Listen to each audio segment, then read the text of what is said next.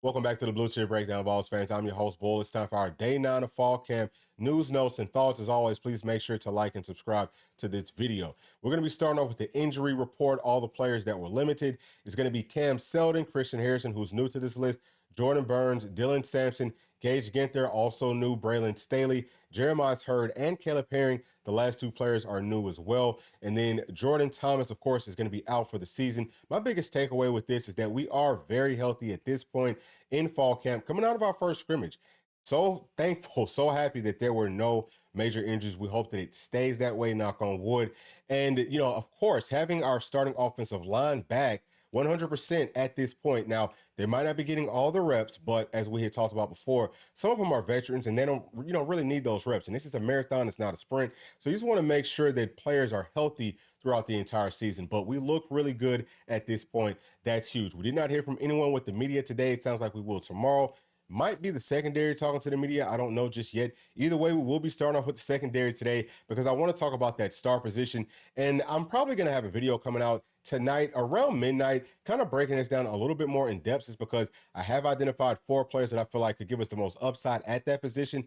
But for this video, we're just going to be talking about the top 2, and that's going to be Christian Harrison and also Boo Carter. So number 1, I feel like Christian Harrison could end up being the starter at that position in week 1 for several reasons. Hopefully he is healthy. Of course, we know right now he's dealing with something, maybe like with his elbow because he had a brace right there. But if he's healthy on week 1, I think that he starts because he is a veteran and he's looked really good. And I'm talking about I could take it all the way back to last season, but more recently, just looking at some of the clips from Friday's scrimmage, just seeing the way that he's kind of playing on the ball and he's doing a really good job in coverage versus tight end bodies versus wide receiver bodies, but also looking at his confidence level going through all the drills that we get to see on, every single day that they're having practice, you can tell that he is expecting to start. He looks very sharp, very crisp, and he's got a bigger body. Again, being a veteran at a position that just requires so much.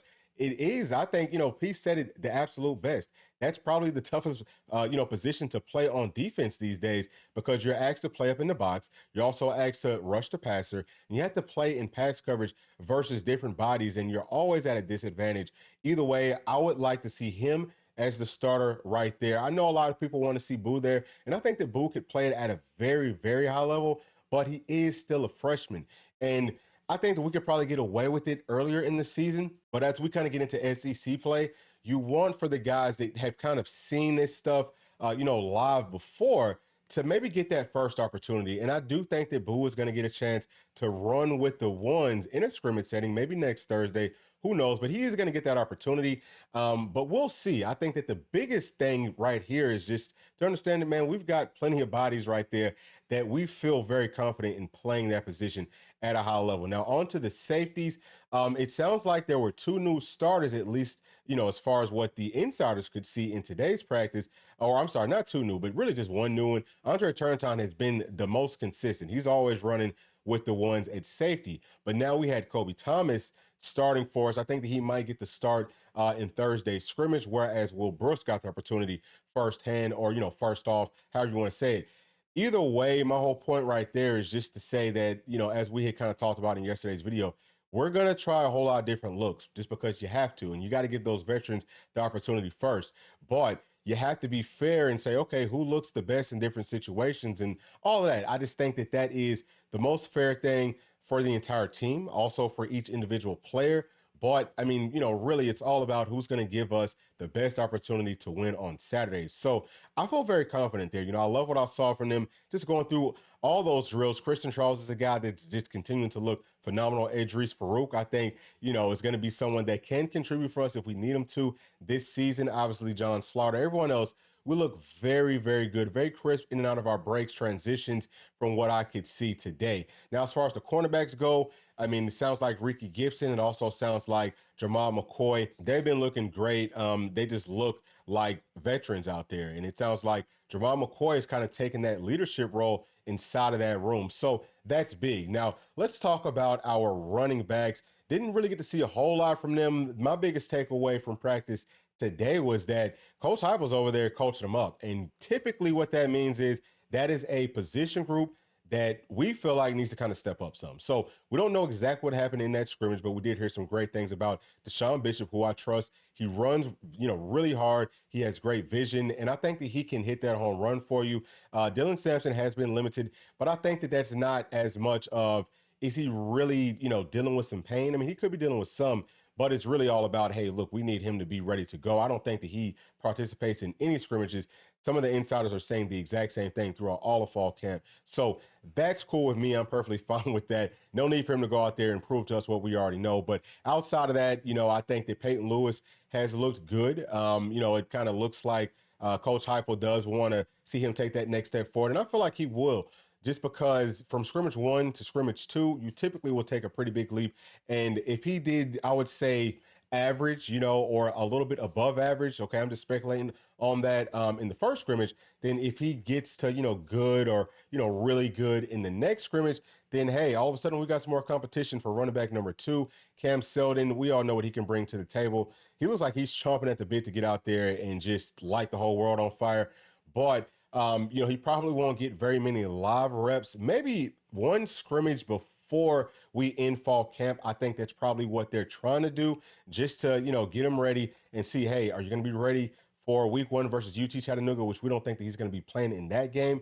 But really, it's all about, can you be ready once we go on the road up to Carolina to face NC State? I think that he will be available for that game. Also, we talked about it some in the video earlier today. Khalifa Keith, I think that he can bring a whole lot. I want to hear more about him behind the scenes from the coaches, also from the insiders, things like that. Now let's talk about that linebacker room. Arion Carter was out there jumping around. You could tell he's fired up. Some of the insiders have pointed out that he was saying, hey, look, every single rep is a game rep. And we kind of saw this earlier too, where he's, kind of getting like that false step before the rep even starts. He's just so anxious to get out there and make plays. I feel like as long as he can stay healthy, knock on wood, he's going to have an all SEC type of a season.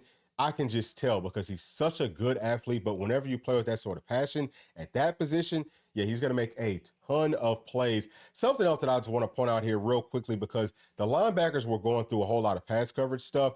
And I think that they look good there. We've got some great athletes. I can also point out Jalen Smith is someone that looked a lot more explosive than we've seen before. But outside of that, obviously, Kenny Pilley looked good. Jeremiah Tielander looked good. I think that Caleb Perry and also Edwin Spillman, they all looked really good, just kind of going through all that. But I would love to see maybe once a week, put those linebackers over there with Coach Nez and, all the secondary coaches, and let's work on some real pass coverage stuff. Like, let's work on that technique. Let's get it down packed. And I kind of thought about this because I was like, man, look, you could put Arion Carter over there and let him. I mean, he could actually, I think that he's a good enough athlete that he could probably play safety or star or something.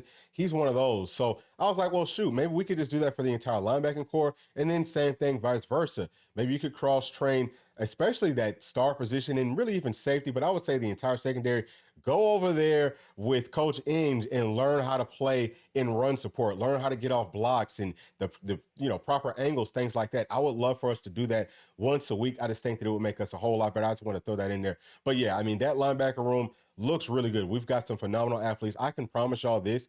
We're going to be a lot better in pass coverage with the linebackers. And I think as, the defense as a whole, but just talking about those linebackers specifically, because we look so much better than we have up under Coach Heupel. I'm very excited about that room. Now let's talk about the offensive line. Didn't really see much from them today. But, like we kind of touched on earlier, it's great to know that the, true starters are back out there and that they can go 100%. And of course, we are still holding some players off to the side. I would say this, though, because it sounds like Andre Carrick has been working with the ones at left guard. He has been a guy that has been consistently banged up. He's missed time consistently. I would say that, if I'm coaching, right, not trying to tell these guys how to coach, but these are just my thoughts. If I'm coaching, I'm going to be trying to, maybe push him by, hey, look, someone else is going to be starting over you, right? Like, you're not just going to automatically be getting those first team reps because he's always banged up. And playing at that position, you have to be a dog. You got to be tough. You got to be gritty. We know that, guys like Cooper Mays and Spraggs are banged up, but they're not taking those limited reps. They've spent as much time playing college football as Andre Carrick has, if I'm not mistaken. So why is he getting why is he getting that time off and they're not? that is concerning to me. So I would put the guys that have been, there for us, like Jackson Lampley, who is a veteran. If you want to put a veteran out there first, put him out there first. But then also Shem Umarov. Those will be my guys that will be starting over Andre Carrick at left guard until he can prove that he's going to be consistent enough to show up every single day. That's just my thoughts on it. That's my biggest takeaway, really, from the offensive line. But I think that we're good there just because there's so much depth. We talk about that all the time. Now, let's talk about that defensive line. And didn't really see a whole lot out of them either. I will say this.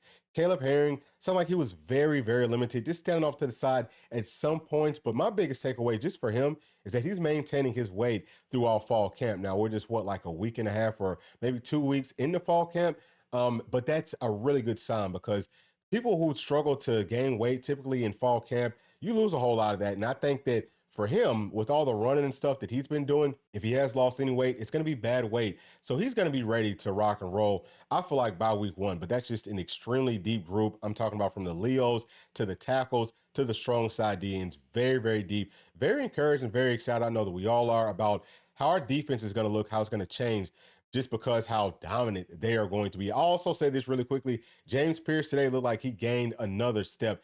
Very, very explosive. I know that that's probably going to be hard to do for a player like that, but it's just huge that there's so much competition that no one feels satisfied. Like hey, look, I want to get the most sacks. I want to make the most plays. So yeah, that room is just full of dogs. We're going to have a whole lot of fun with them. Now let's talk about our quarterbacks, wide receivers, and tight ends. We're going to bunch them all together. We can probably start off with the wide receivers. It sounds like, really just the routes on air, things like that. It wasn't on point, but I will say this.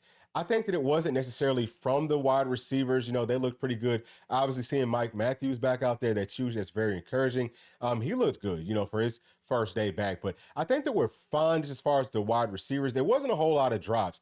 I mean, there were some, but I feel like, I'm just going to go ahead and name names. Brew McCoy looks very, very good. He looks, better than he ever has. I think that Chris Brazzell looks really good. Chaz Nimrod and Squirrel White, I think that those are the most consistent. Those are our 4 guys at this point. Outside of that, it's been, some guys just need to focus a little bit more on catching the football. I think that Nathan Leacock, you can tell that he's focusing a lot on making sure that he's catching that ball. But, he's going to have to get a little bit more natural with that, and that's just going to come with reps. It's going to come with time, but I do feel like he will also contribute this season. Y'all already know we're very deep inside of that room. Dante Thornton, I saw a couple of drops, or at least one drop from him. He's going to have to, I don't know, he's going to have to do something, like maybe get with a sports psychologist or therapist or something. He's got to find a way to get his heart rate down and just go out there and play ball. Stop overthinking stuff. He's a great athlete. He can give us a whole lot. But for him, I feel like it's still in between his ears. Either way, I love that wide receiver room, and we're going to be just fine the entire season. Now, I want to talk about those quarterbacks because I feel like everyone was very sharp, really outside of Nico. This was Nico's worst day that I've seen since he's been up on campus, and it's not a huge cause for concern. It's going to happen. I promise you, with everyone, it doesn't matter all the grades, everyone has had a bad day. It's better to get it out of the way early at this point, and then, just kind of be better moving forward throughout the rest of the season. But I think that Jake Merklinger looks really good. It looks like he's getting thicker, and he was very sharp today. Gaston Moore also very sharp. As far as the tight ends go, saw them doing a whole lot of blocking today, which is huge. That's definitely great. That's a huge part, actually, of what we like to do inside of that room. But I think that they looked really good. You could tell that they're really getting after it. And I heard a couple of notes from the insiders just saying that, man, Ethan Davis has come a long way as a pass blocker or just as a blocker in general. But, man, he looks phenomenal running those routes. So you love to hear that. Like we always say, so many bodies inside of that room. We are very, very deep there. I think that we're going to have a huge season, but we just have to stay healthy. At this point, I'm more about, hey, we have to stay healthy all the way through fall camp, and then we've got to figure out, and just in certain spots, who are the starters going to be. But, of course, that's why the coaching staff gets paid all the money that they do. I have total confidence that they will put the best starters or, the best whatever rotational pieces out there for us on Saturdays. And we just have to keep that competition going in certain spots just to make sure that we are as sharp as we can possibly be by week 1. But this is going to be a very special year, y'all. So it's time to start getting very excited. That's it for this video. Let me know y'all's thoughts down in the comment section. As always, please make sure to like, subscribe, hit that notification bell, share with your friends, family, and other volunteer fans. We'll see y'all on the next one. Thanks. Peace.